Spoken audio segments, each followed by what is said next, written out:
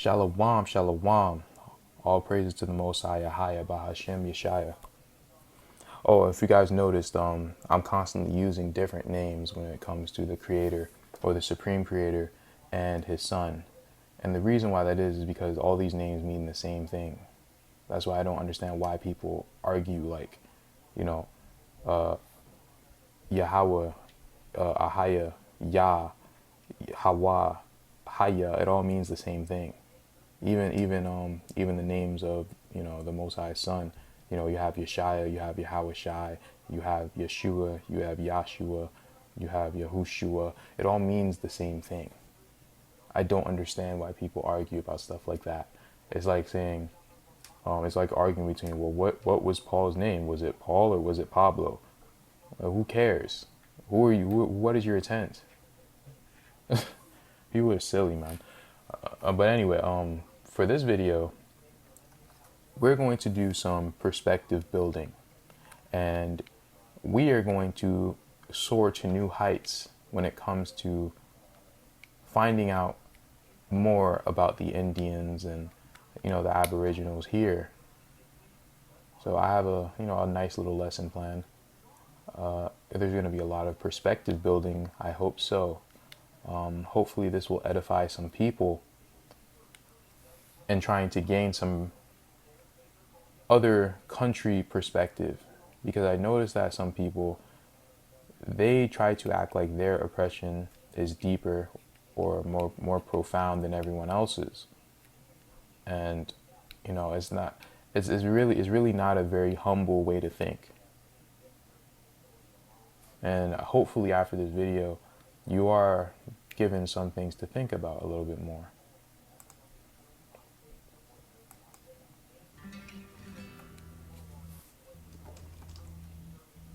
Seven-year-old Juan and his 6-year-old sister Maria are on their way to work. Every single day, the children and their mother hike for more than 2 hours each way to come here, to the outskirts of the city dump.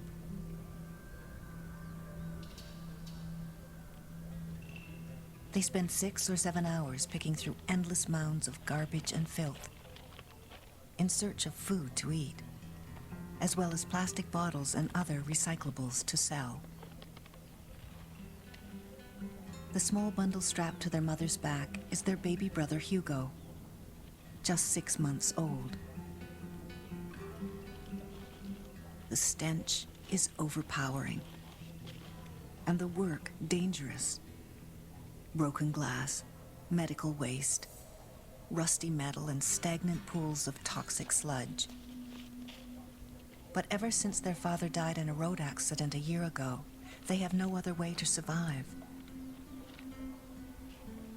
Mama Maria was pregnant with the baby when her husband was killed. I was left with the children, and well, now I'm really feeling it more. As time goes on, I see how much my children need. Sometimes they say, "It's okay, Mommy, we're going to help." We gather what we can, we sell it and we eat it, but it's just not enough. I don't understand how people can, you know, maybe they haven't seen this, but if you have seen something like this and you still say, well, they ain't black though, I don't understand your mindset, and I don't think I ever will. They went from having everything in that country to having to do this. If that is not the epitome of what the Israelites have gone through as a whole, I don't know what is. I'm not sure how they can be Mongoloid invaders when this has happened to them.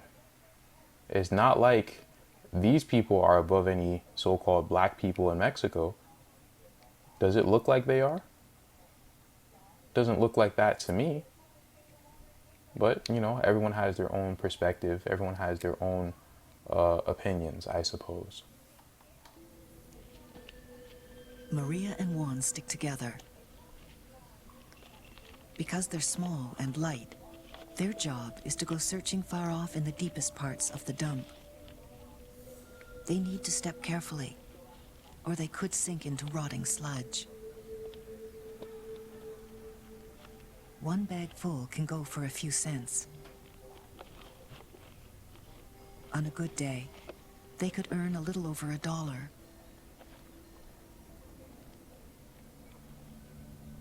Maria wears flimsy plastic shoes. One cut could mean infection, sickness, or worse.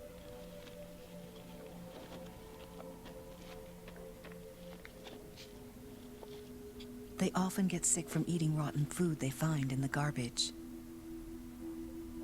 None of the children have ever been to a doctor.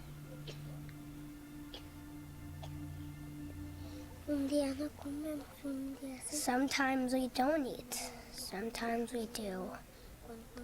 One day we don't eat. One day we do. That's how it is. Mama Maria is tortured with guilt that her children have to live this way. I need their help. They help me look for things and we sell them. If they go to school, we can't make ends meet. That's why I haven't put them in school. As the day wears on, fog rolls in and the temperature drops dramatically. The children are cold, but hunger drives them on. Then, a lucky break. Juan finds a couple of discarded tamales. They may not be safe to eat. They could make the kids... Did you see how bright that smile was? This is about to make me cry. This is crazy to me. I don't understand how us, like, so-called black people in America, how could you see these people go through this and think you have it harder? From a psychological standpoint, yes, black people have it the hardest. From a psychological and mental standpoint, yeah, they take the brunt of the force because, you know, you have so-called Mexicans who will say, oh yeah, those are the Mayates, and, you know, try to differentiate themselves. Or you have West Africans who call black Americans akata, cotton pickers. You know, you have the Caribbeans, you know, say, oh, those are Negroes, or those are the blacks, or those are Cocolos. Everyone has a bunch of bywords for black Americans, including the Israelites themselves. But that does not mean that no one else suffers. These people, no one watching has gone through this suffering. No one. The Most High cares about these two kids, whether you like it or not. He is the power of the poor and needy. Not just melanated people with afros. Sick. But this is their only meal for the day. For now, the hunger pains subside. But what about tomorrow? Me siento triste. I feel so sad. In the first place, I thank God for giving me my children. But I feel so sad because I can't give them what they need. No mother should be forced to raise her children like this. No child should have to work in filth and toxic waste. This is not an anomaly. About 45% of people in Mexico live in poverty. Maybe not to this extent, but I don't know how many live to this extent. I just know 45% are in poverty, while only 25% of black Americans are in poverty. And poverty here is much different from poverty there. Poverty here, you can go into a homeless shelter. They will feed you there. They don't feed people here. That's what you don't understand. They don't care. I'm getting a little bit, like, frustrated. Excuse me, but I see these comments and I'm just I need to have patience with you guys though, because again, everything is about perspective. I just don't understand how you guys are grown adults acting like children. That's what I'm mostly frustrated about. I expect children to act like this. I don't expect grown adults to say things like, yeah, but they ain't black. And you ignore everything else. Because if they had afros and they were black, and then you would be feeling sorry for them. Then you would say, oh yeah, they're definitely Israel. Then you would say things like that. It's incredible to me. And I've already gone over in a video that the Mexicans already looked like that. You know, I'll leave all the videos that, because I'm not going to go over things twice. I'll leave all of my old videos in the description where I talk about the things I'm talking about here. I'll go over it briefly at the end of this video. Let's watch another. On the road to Juan's house, there is no sidewalk. There is no playground with green grass. There is nothing but trash, because the road to Juan's house leads to a garbage dump. Juan Bocanegra has known the Tutitlán garbage dump all his life. He was born here, as were his brothers and sisters. His parents make their living from the garbage. Like others who struggle with poverty in Mexico, they have no education, no training, and no skills to find a job. So each day they search for recyclables. For 12 hours a day, these people labor under the hot sun, picking through the garbage for cans and plastic. Do you labor 12 hours a day? Picking your food through garbage? Or are you just called mean words? Yes, I understand. Listen, my mother is a so-called African American. I understand how it is. I understand that they're treated the worst out of everyone else when it comes to a psychological and a mental standpoint, as well as, you know, business ventures and things of that sort. You know, yeah, Mexicans are treated a little bit better when they come here, but so are Caribbeans. Listen, paternally, I'm from the Caribbean. I know that they make more money than so-called black Americans here. If you're being honest with yourself as a Caribbean, you can admit that. That Caribbeans, they have their stores all around Brooklyn. And they don't really like black Americans like that. I'm not going to hold you. Because they feel like they're uncultured like everyone else. That being said, that doesn't mean that no one else is. They look for anything to sell so they can feed their families, but they make less than $1 a day. So even the children go to work alongside their parents. Amidst the trash, this young girl has found some tortillas. Her family is so poor, the tortillas will become part of tonight's dinner.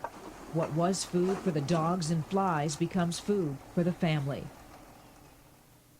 While his mother and father toil in the dump, Juan and his brother and sisters must fend for themselves. Approaching Juan's house is a stark reminder of the place where the Bocanegra family makes their living. It's a flimsy shack made from the very garbage they scavenge through each day. Inside, hundreds of flies crawl over the family's noontime meal that was scavenged from the garbage the day before.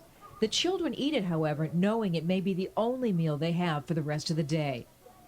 But the lack of healthy food is not the only problem these children face. These children are at a great risk to contract disease in this environment. Because there's no toilet, they will leave themselves outside of their shacks. To make matters worse, they have no place to take a bath. Oh my God, no. I don't know if I can keep watching this, man. This is crazy. However disturbing it is to see children face such hardship, for Juan, this is the only way of life he has ever known. Growing into adulthood, Juan may continue in the same cycle of poverty that has beset his family for generations. Without education or training, Juan's only fate is to carry on the family trade of picking through the trash. But down the road from Juan's house, a new community center brings hope to his family's future. Each morning, Juan and hundreds of children from the dump community come to the Tutitlán Community Center for a nutritious hot breakfast. Built by Northwest Medical Teams, the community center now serves more than 45,000 breakfasts each year. The children devour eggs, meat, vegetables, and bread, knowing that this may be the only meal they eat that day. In addition to these nutritious meals, Northwest Medical Teams believes that education and skills training is the key Let's just go to the last video, and then we're going to get on to the lesson. It's a long day for 3-year-old Letty, up at dawn and working until dusk, picking the chili peppers Mexico is so famous for. It's grueling work, even for adults. But now, there's a constant theme here. Work, work, work, grueling work, work in the sun. What does it sound like? the more Letty picks, the more money her family earns. Working the fields in central Mexico has always been a family affair. Maunilo started picking when he was just 13, and now works alongside his children, the youngest just 4 months old. It's normal for our kids. We don't rush them. They do what they can, and we let them rest when they need to. Most of these kids live in makeshift houses with dozens of other migrants. The state government has plans to build public daycares, but the few that exist are not free. They provide 2 meals a day and lack basics such as toys and offer few educational opportunities. We just can't pick these kids up without having a place to put them. It's not just a question of feeding them, but also educating them. There are literally dozens of children under 10 years old who are spending up to 6 hours a day in the blistering sun picking peppers that will eventually be sold in Mexico and exported to the United States. And these children earn their families a little less than $30 per day. Nearly 3... Y'all don't even know where your vegetables came from. But then you eating them talking about, we so oppressed. We the most oppressed. Yes, you are oppressed, but so are they. 300,000 kids under the age of 14 work illegally in Mexico's fields, according to the United Nations. A new labor law carrying harsher punishments for offenders, including prison sentences, is helping the government to crack down. But with only around 300 federal farm inspectors working across the entire country, few here fear any consequences. If an inspector comes, we could be in trouble, but they never show up. Leaving children like Letty with little choice but to keep shouldering their load. Rachel Levin, Al Jazeera, in the fields of Sinaloa, western Mexico. So, let's go to Genesis 49. Genesis 49, verses 14 and 15. Issachar is a strong ass crouching down between 2 burdens. And he saw that rest was good, and the land that it was pleasant, and bowed his shoulder to bear, and became a servant unto tribute.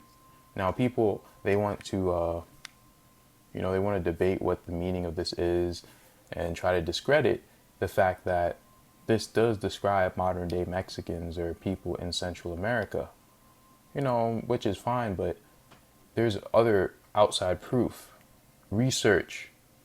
In fact, you just literally can just ask them and they'll say, they'll say now, but they said back then, yeah, we're from the tribe of Issachar. They said it. Now, let's go to the Strong Concordance to get a better perspective on what this means. So, Issachar is a strong ass. Now, ass means donkey, right? That's just what it is. It's an animal. Crouching down. So, we're going to get to this. To crouch on all 4 legs folded like a recumbent animal. To recline, to repose, to brood, to lurk. Meaning he's going to have something to carry on his back. He is going to be working like an ass. How do donkeys work? They work for long hours, right? Now look at this. Between 2 burdens. Now this means from a stall for a cattle. Only a dual stall for a cattle. Pretty much he's going to work like an animal. That's what this is trying to say. Specifically like a donkey. And he saw that rest was good. It just means rest. And the land, the earth, the land, this is fine. He saw that rest was good, and the land that it was pleasant. And bowed. Now look at bowed. This means to decline, to extend, to go down, to be gone, to lay down, to outstretch. That's what bow means. His shoulder. What is his shoulder? His shoulder can also be his back. He's going to carry things on his back or on his shoulders. And became a servant to work in any sense, to keep in bondage, to be bondmen, bond service, compel, do, dress, ear, execute, husbandmen, keep, labor. To work, serve, to labor, to do work. What did you just see as a common theme among these people? They work all damn day. Unto tribute. Properly a burden. Gang or body of forced laborers, task workers, labor band or gang, forced service, task work. You know, to me, this is such a good comparison. It truly is such a good comparison. Now, I want to introduce you guys to the Shona tribe. Now, this is a tribe in Africa where they claim to be descendants of Issachar as well. Now, I want you guys to hear what this lady says. And we're also going to get into some research a little bit about the Shona tribe. One of the cities, like a great city that they built back in the days, and it's still there. So it's like a tourist area. When you go visit, you can go and see. So on the top, it's like a round wall around the city. So the bottom one is like ruling area. So they use their hands to cut everything. These days they will say they have machines, but these people are skillful people. So that, see, they're very skillful artisans. They can't even replicate Tenochtitlan today, and they have all of their knowledge. They still can't build it today. 500 years later, they still cannot replicate that city. This is the gift that the Most High gave them. They're supposed to be very intelligent people, very good at math. That's what they were supposed to be. Now, what did they turn into? They turned into illiterate slaves, pretty much. He completely flipped them upside down. Before, they're supposed to be, the artsy people who made all of these theories in order to be able to build very strong buildings. And these buildings are not even how they originally looked. These buildings are all damaged and knocked down. You know what? This looks so similar to the buildings in Mesoamerica. It truly does. Just on a smaller scale, because honestly, this is not where most of the tribe of Issachar is. This is just the remnant that went with the southern kingdom. Because it wasn't just only Judah, Benjamin, and Levi that were the southern kingdom. It was mostly them, but she's going to say in this video, you guys can look at this video, she says that Levi, a little bit of Levi was in every tribe. That's why the Native Americans already had Levites over here. They already had priests over here. Even in Japan, they had priests over there. They always kept a group of Levites with them because the Levites knew pretty much what to do as far as the temple and everything else. So everyone had their own temple, made up their own Ark of the Covenant. Even though it wasn't the Ark of the Covenant, they formed their own for, in some sort of way. I'm not sure. But I just wanted to show you that. Let's go to this. these people being the Shona tribe. The top, we have 3 men with 1 lady having this instrument in their hands. They are playing, and the one on the bottom left remind me of the instrument that King David did pray. King David did pray, and that is the Hebrew Israelites. We love playing instruments, we love dancing, we love singing, which is the music that is entertaining to us. We love. Yeah, the Israelites, they are like an artsy people as a whole. You know, so it does not surprise me. And if you're saying, well, which one are the originals? If I'm being perfectly honest with you, the tribe of Issachar, how they look over there in Mexico, is probably more closer to how they originally looked, according to scripture, because Issachar married a person from Joktan. The Joktans are the Pacific Islanders, so they're going to look more like Pacific Islanders than Hamites. Right now, they look, blacker. I'm not going to say that they look like Hamites, but they look blacker, I should say. Of doing it, so it's a unique thing that we need to know who we are, and we are the people of the Most High. You can see the joy in their faces. They are so happy. We have a map on the screen. They are so happy. All praises, though. That's a great thing for everyone to come back to their identity. Right now, this map is three now, map. She brings up something serious. Shona, the Shona tribe, is a transliteration of Shunem, which is, a capital city or a city of some sort in Issachar. Right? It's pretty similar to how the Toltecs, they're called the Toltecs, and they come from the sons of Tola. Because Tex just means an assembly, so it means the assembly of the sons of Tola. And the Toltecs were described to having, light copper-colored skin, thick lips, long silky black hair, and medium-sized. They were medium built. They weren't scrawny, but they weren't necessarily like, Negro muscular. They were just like, I guess kind of like my body structure is, because I'm not all that, I'm kind of muscular, but I'm kind of like medium sized as well. It's weird, whatever. It does not matter. It's not about me. Yeah, this is how the wall looked. This is how their structures look. They knocked most of this stuff down. But these people are obviously, craftsmen or craftsmen, which is similar to how they were in Mesoamerica or Peru. They were master craftsmen.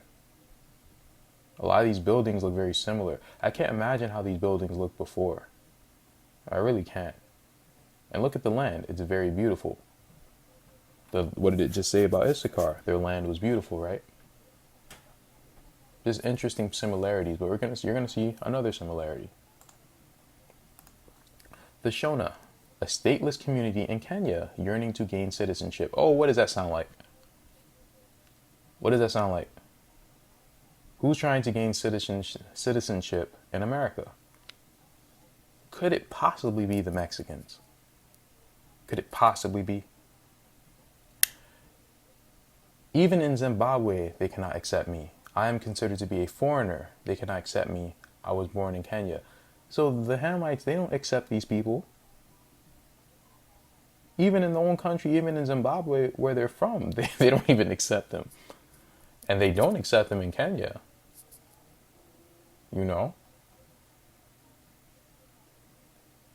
We can't enjoy the services that nationals enjoy. This is just crazy to me. They're going through similar things that Mexicans go through. We are like dead men walking. Oh, do you mean that you're like, servants? That you're like treated as cattle that is just used for tribute?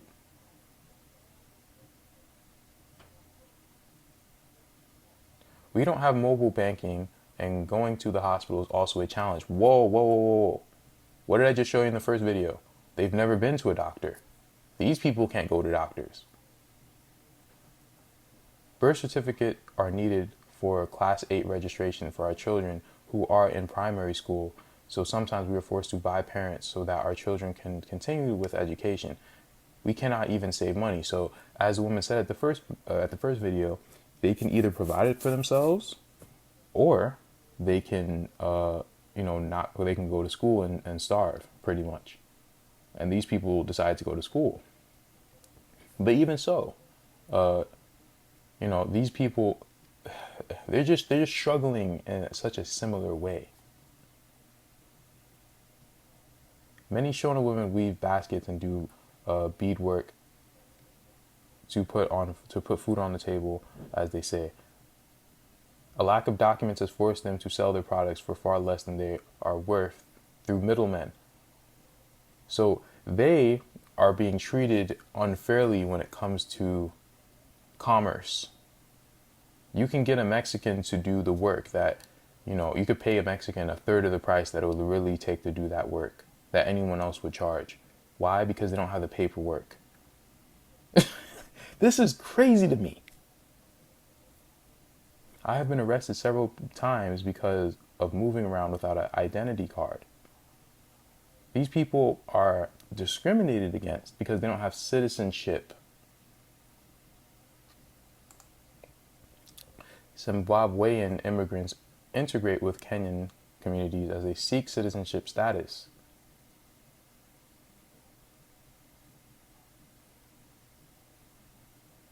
You could read this stuff, man. You see the article here. Let's go on to the next one. So this is a book that my brother Dean put me on. Dean, if you're watching, shout out to you, man. I'm gonna get this book as soon as I can. I don't want to use my Kindle Unlimited, so I wasn't able to look at the book yet. But he did send me some great pictures. He sent me 2 pictures, but I'm going to go into one of them, because this book is going to really get into some uncomfortable. Whoa, what happened? What happened? Don't lag on me now. Come on. Okay, this book is going to get into some very uncomfortable topics, such as, the Siberians and, the differences between the European Native Americans as well as the African Native Americans, because I'm not talking about Israelite Africans, I'm talking about African Africans, like Hamite Africans, like Ethiopian Africans, like Cushite Africans, because many of those people were brought over here to many Cherokee tribes, and they were given the Cherokee last names and so on and so forth. See, many of the other nations overtook us as a people, but people are still stuck on blackness. It's so silly. It really is. It's a lack of spirituality, if I'm being real with you. But of course, that's my opinion, like this whole video is. Whole video is my opinion. So let's just read this. Crawford begins with origins, that battleground with the theorists, which in the words of another American Indian expert has snared to their downfall not a few crackpots, mystics, linguistic acrobats. Linguistic acrobats. This is what they love to do. Like, for example, they say, the people of Yucatan, they must come from Yoctan. When, they were the ones who gave them the name Yoctan. It wasn't even named Yoctan before. It was called like Yucatecan or something like that, some long word. And they just shortened it to Yoctan, and then people in the later dates, they said, oh yeah, they're from Yoctan. So they love playing linguistic acrobats. Racists and even famous institutions, including, of course, the anthropological, of course, more fire trucks, of course, the anthropological profession itself. So the whole profession of anthropology has pretty much came against Native Americans in general, which they do. And this is why you can't find any, research regarding haplogroups either. Listen, bro, I was gonna include that into this video, but I just don't feel like speaking about that. But there are just so many inconsistencies. I'll just say this: there are a lot of inconsistencies with DNA. One, if the Israelites used records to trace back who they were, then you would need to prove that haplogroups are doing the same thing. So, for example, let's say I have records that trace my paternal lineage 12 generations ago, and my forefather was named Shishwa. I have no idea what that means. It's just the first noise that came to my head. Probably hanging around my little sister too much. So let's say they are able to test the bones of my ancestor Shishwa. Now, if I share the same exact haplogroup, or Y chromosome, I should say, as Shishwa, then okay, you can make that case, but that's one time. Now you have to do that with multiple people. You have to build a strong case, a big sample size. Have they done that? Or did they just think, oh, well, this must be passed down perfectly from son to son? Did they just make that conclusion? What did they make that conclusion based off of? Did they get rid of the confounding variables? What about the fact that DNA can mutate? What about that? There's a bunch of different factors that people are not taking into consideration. But anyway, I'm not going to get on into that. It's only because this book, like, it dabbles on DNA a bit. Early theories like the lost tribes explanation are glossed over rather quickly. See, even this person, I don't know if this person, claims to be an Israelite or knows about who the Israelites are, but even he knows it. The theories like the lost tribes explanation are glossed over rather quickly, and they do. They just say, oh yeah, they're not Israelites. Well, anyway, let's move on. They say, oh, well, they must come from Siberia. Oh yeah, they're from the Bering Strait. They're all from the Bering Strait. Oh, the pale ones, oh, they must have came from Europe at some point. Oh, the black ones, oh, they must have came from Africa. You're from Asia, you're from Europe, you're from Africa. That's all they say. This land was up for grabs, and people play right into their hands. This rests on the pillars of 4 similarities between Native Americans and Arctic or subarctic Asian peoples. So this person digs deep. He says that all these theories rest on the similarities between Native Americans and, I'll say Japhethians. Shared genetic markers, morphological resemblances in contemporary populations, skull shapes and capacities as measured by the science. And there's another one, but I don't have the extra page. But whenever I get this book, I'm definitely digging into this book. I suggest you guys do the same. This is the book right here. It costs $10 to get on paperback. So you can do that. This seems like a pretty good book. This dude Daniel Yates, he makes good books, so I suggest that. But anyway, we're going to get into, let's see, do I have it? Yes, we're going to get into this book. This is a book that I just got the other day, if you guys remember. I took down the video though, because I don't like to show my face too much, because, I'm not going to hold you. Some sisters are on my channel for the wrong reasons. I'm going to just leave it at that. So I'm not trying to attract another nutcase on my channel. So now we're going to begin. So this is the 10 lost tribes of Israel and the Ophirites. So they had this whole theory that, the people over here, they were from Ophir. Like, they kept pushing that. It was like, oh, they must be from Ophir. You're from Ophir. You're from Ophir. You're from Ophir. And they kept saying, no, we're from this tribe. We're from that tribe. We're from this tribe. This is what they were telling them. And they didn't want to listen. So they were just like, you know what? Y'all from Siberia. Oh, you know what? You guys are all going to be our children. Even if it's not true, they're going to say it. And you're not going to do anything about it because you're not going to research. One puzzling aspect of the early thinking concerning Indian origins is the lack of any serious consideration of the possibility that the Indians descend from the lost 10 tribes of Israel. This truly monkish theory, this lunatic fantasy, possible only to men of a certain class, which in our time does not multiply. Do you see the deception in the speech and the denial? This is exactly how they act now. Oh, the black people, oh, the so-called Mexicans, oh, yeah, what are you talking about? Israel is everyone. We're all God's people.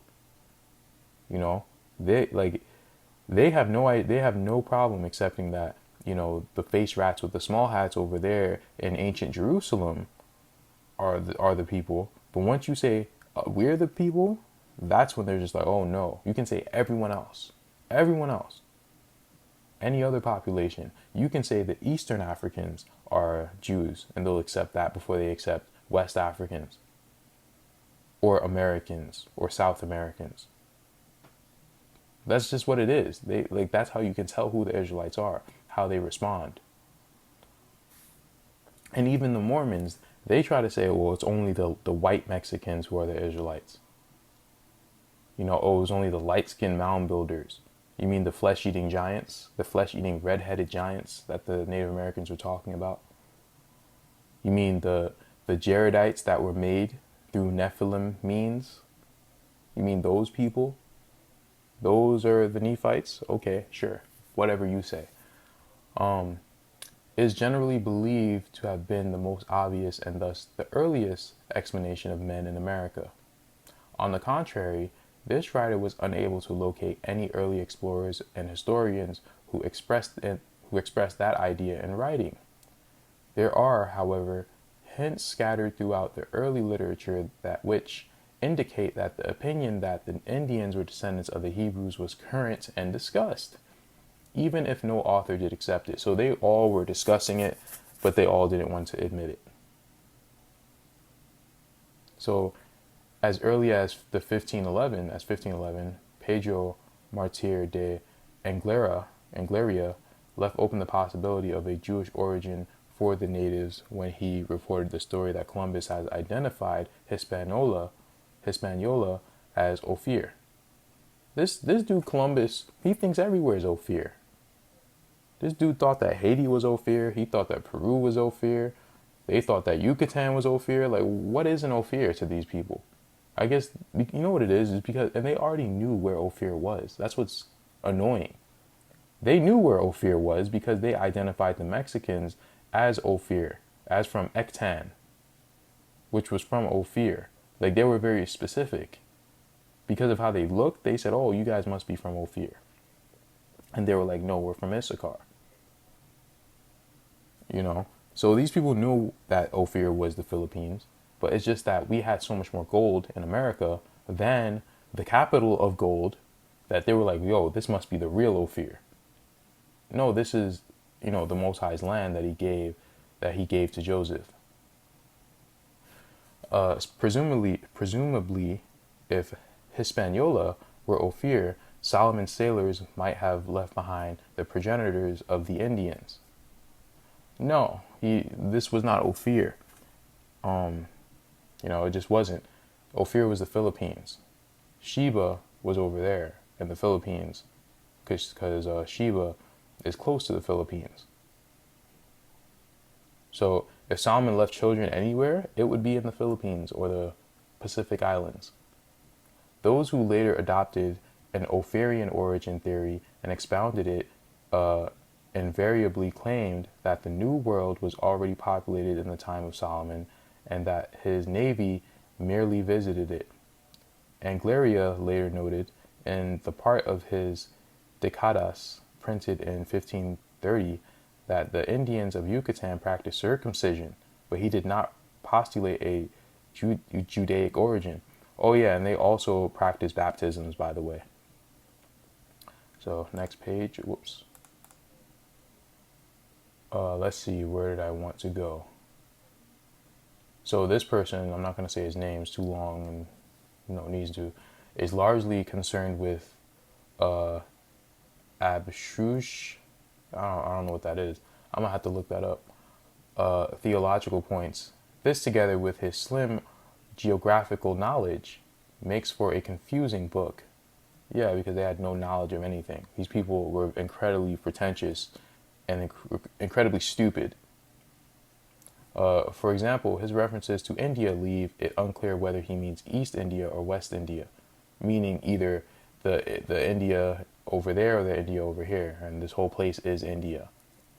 He was talking about this place because there was no East India. That was called Indistan. It was changed to India recently.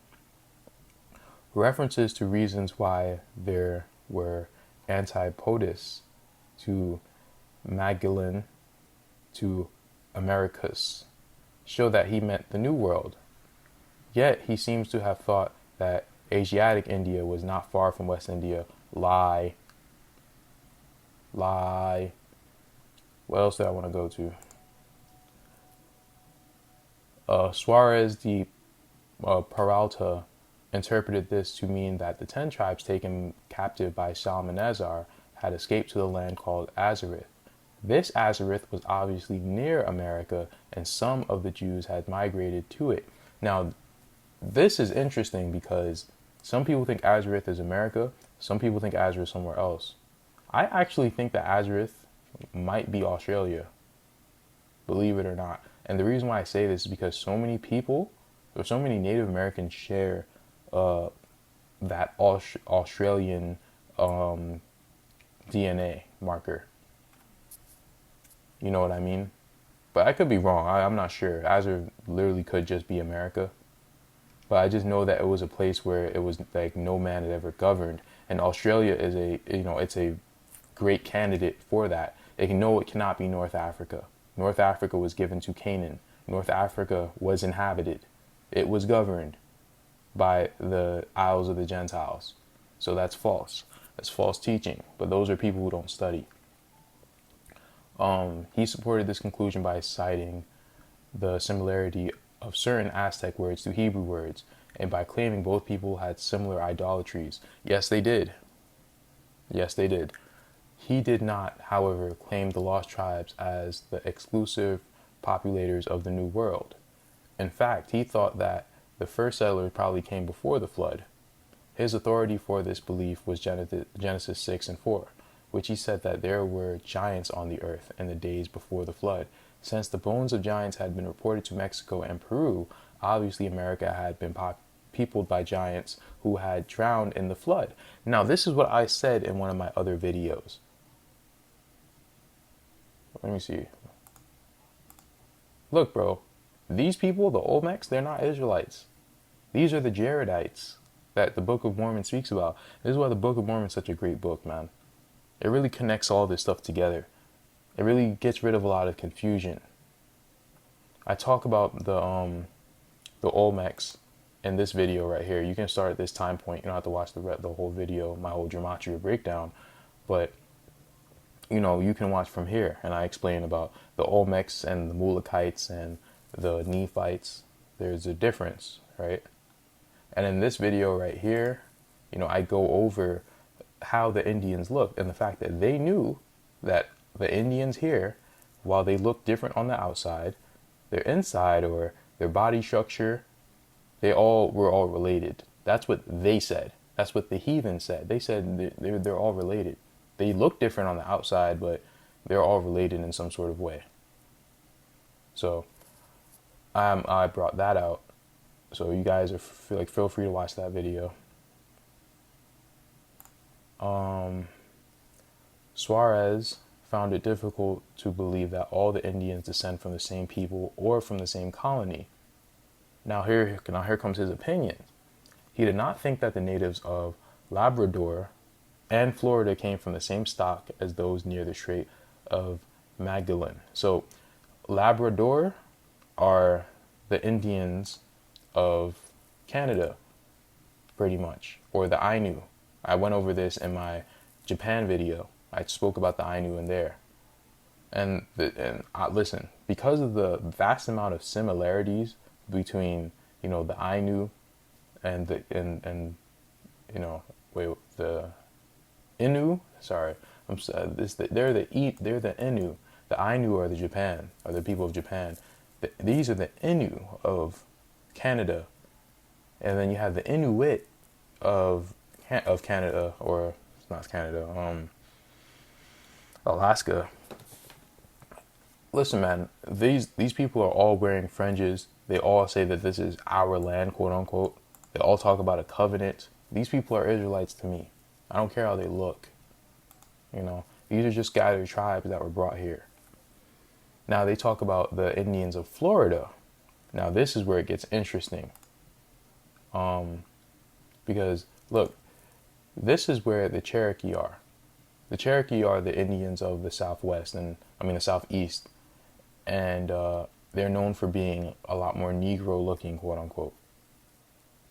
Now here is where Sakari brought out an incredibly great video and led me to this book right here. Now, I don't have this book. I looked for the PDF for a long time. I can't find it, so I'm gonna have to buy this book. This book's like $40 though. But look, another video, a video. It's another book by Daniel Yates. This guy makes great content, and you're gonna see, I'm about to show you right now.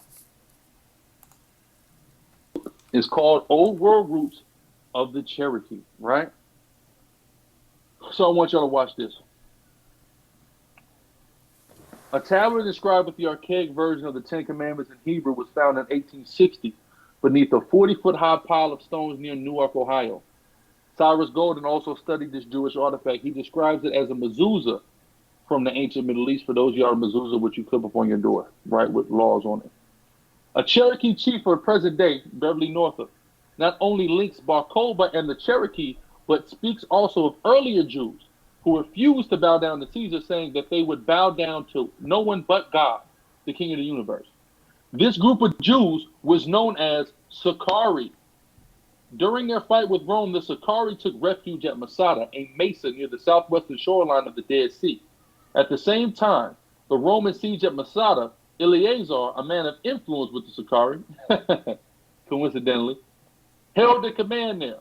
The Roman general advanced and kept the Sakari from having an easy escape route. Josephus' writings report some of the Sakari were able to flee to Egypt. They went mostly to Cyrene. The Romans were intent to get an apology from the Sakari, yet the Sakari still refused to acknowledge Caesar as their lord. The story has been kept alive among our Cherokee people, so it's oral tradition among the Cherokees that the Sakari who escaped from Masada are some of our ancestors who managed to cross the water to this land and later became known as Cherokees. Boom. So people wonder why the Indians of the Southeast, why they look more Negro, why the rest of the Indians, why they look more light-skinned. You know, this is the reason. Because these are people from the Southern Kingdom who came over here. And I already told you about, what was it? Simeon the Niger from the New Testament. He was very black-skinned, and he was from Cyrene as well. So, listen, man, this stuff is incredible to me. You know, I'm very pleased and very happy that the Most High has allowed me to make a lot of these connections. But we have a little bit more to go to.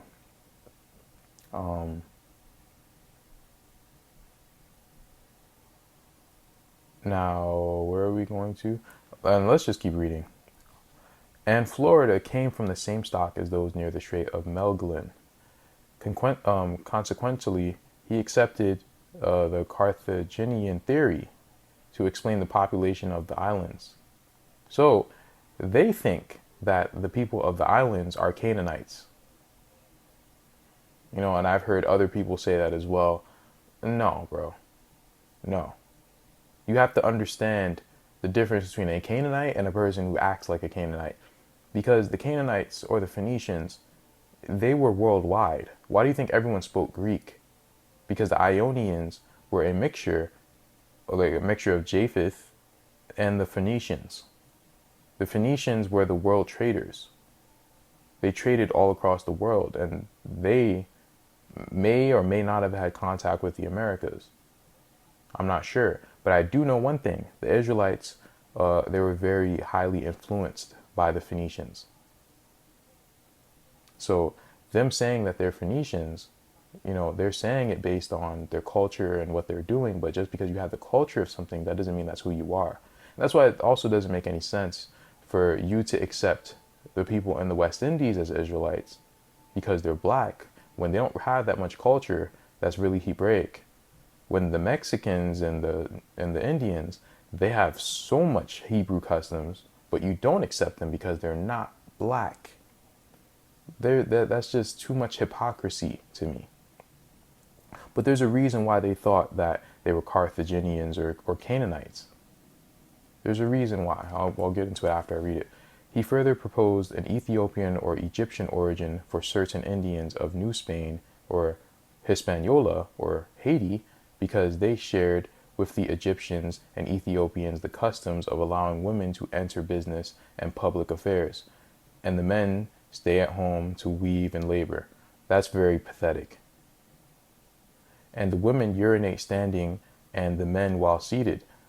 Listen, man, a lot of the Negro tribes, they were in matriarchies after a while, because a lot of them were getting a lot of their stuff from, you know, the Hamites after they came over here. See, a bunch of different peoples came over here, but they were all Israelites. This is what I'm trying to tell you.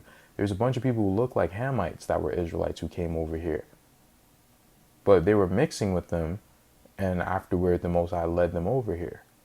So now the whole Indians, all the Indians just look like a bunch of different people, but according to them, they all are related. They all look the same in some sort of way. They have different features, but they are all the same people. Both men and women carry out necessities of nature in public. Yeah, even the Black Californians, they had a whole queen, right? Like, what the hell? You have the people of the Amazon. You know, the women were ruling and stuff like that, and many of those people were from the Mulakites, or from, you know, the tribe of Judah that came over here. However, the Mulakites, according to the Mormons, they were Phoenician in origin, quote unquote. One, because they were so dark-skinned, so they were just like, oh, they must be Phoenicians in origin largely. Because the Mulakites were so dark-skinned, they were saying stuff like that. And also because of their customs, their language. You know, they acted like they were Canaanites pretty much. In the scriptures, it talks about that.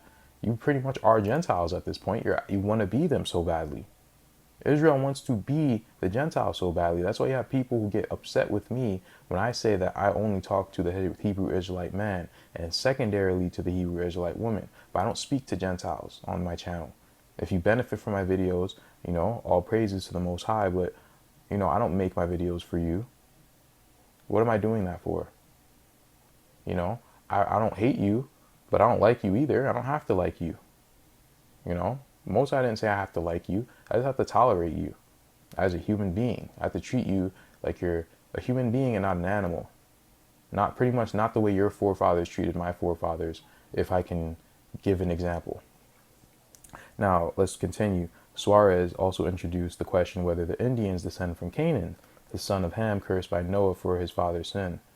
His opinion on this point was somewhat unclear, since the Indies were populated from various sources. They were populated from various sources. They knew this. However, are all these people all not Israelites? The Most High was leading his people over here. He's not leading Gentiles over here. He's not. Book of Mormon says that he's not. He led Gentiles over here all at once. He did it when it was time for our punishment. If some Gentiles came over here, then they came over here, but in large part, no. He's not leading them over here in that way, not in mass. That's not happening, or it didn't happen until 1492. The opinion that they descended from the accursed Canaan can thus be true in part and not in whole, but the descendants of Ham/Canaan were widely dispersed, and all the people who came to America were either his descendants or were influenced by them,